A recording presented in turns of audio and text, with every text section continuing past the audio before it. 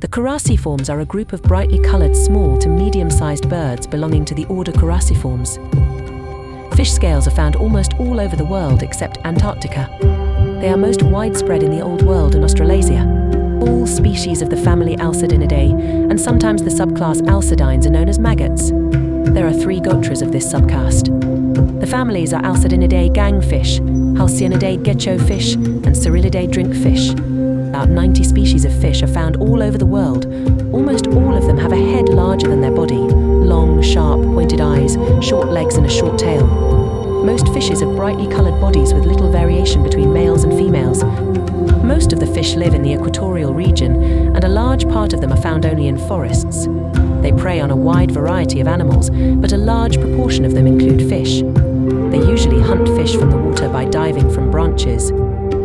Other prey includes insects, frogs, reptiles, birds, and even small mammals like other members of the class. Piscivores nest in burrows. They usually make their nests in holes in steep banks next